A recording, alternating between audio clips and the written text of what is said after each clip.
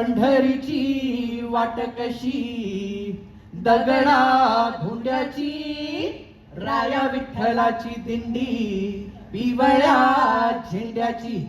पंढरीची वाट कोण्या पाप्यानं खंदली, राया विठ्ठलाची गाडी बुक्याची सांडली. चढणारेली रुक्मिणी केसवाळ वित गेली, बोलला विठ्ठल अनाशी गेली झोपिती. जर विठ्ठल विठ्ठल. स्वप्नात बिंब प्रतिबिंब, सत्यात एक एक रूप. नामात सावळा सुंदर, दाखवी सिद्धांताची. विठू छेदतो वक्रकुळ, विठू भेदतो जात सूळ.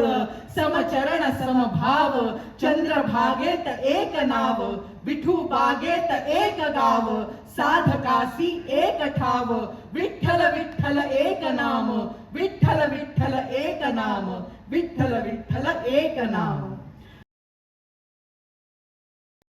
कुठं पुण्य गेलं या वारीचं? प्राक्तनानं पोरगा गेला. कसलं प्राक्तन? म्हातारपणी निस्संतान होऊन रडत बसावं हे प्राक्तन? जी भाषा इतरांच्या वेळेला समाधान करण्यासाठी त्यानं वापरलेली होती, त्यातला अर्थ आज पार पार पार सुना झालेला होता. नाही नाही, गैरसमज नको. तो काही विठ्ठलावर चिडला बिडला नव्हता, तेवढा आवेशही त्याच्यात उरलेला नव्हता. पण ते म्हणतात ना, घड्याळ बंद पडलं की वेळ कशी खोटी वाटायला लागते, तसं त्याचं झालेलं होतं. सारं खोट आहे. मी खोटा आहे, हे जग खोट आहे, ज्ञानेश्वरी खोटी, विठ्ठलही खोट आहे. आपण सारे उगीच इथे आहोत. पण कुणाचं हल्ली नाही. तिने आपल्या नवऱ्याचा दंड सोडला आणि धावत पळत आरडा ओरड करत रस्त्यावर आली. रामचंदा रामचंदा दारू बाप्पावानी काय आणली राधा. इथे रामजीच्या डोळ्यांपुढला मुलाचा देह एव्हाना गेलेला होता आणि आणि आणि समोर चाललेलं वाचन त्याला हळूहळू हळूहळू ऐकू येऊ लागलेलं होतं, समजायला लागलेलं होतं.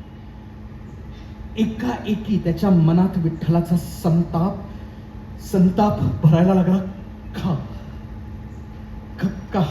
का ही मंडळी हे सारं इथं वाचत बसली आहेत? काय निघालंय काय यातून?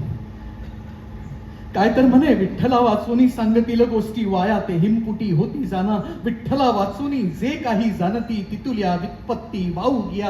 हट. आयुष्यभर हे असेच इथे वाचत बसतील आणि मरताना विठ्ठल विठ्ठल म्हणतील. माझ्या पोराला तर त्यांना इतक्या औचित नेला की विठ्ठल म्हणायला सुद्धा त्याला वेळ मिळाला नाही. अंगची झाले मलय निळ, रस झाले सकळ रसनावंत. अगदी 2 मिनिटं घेतो, कारण यानंतर पुन्हा एक प्रयोग इथे सुरू व्हायचा आहे.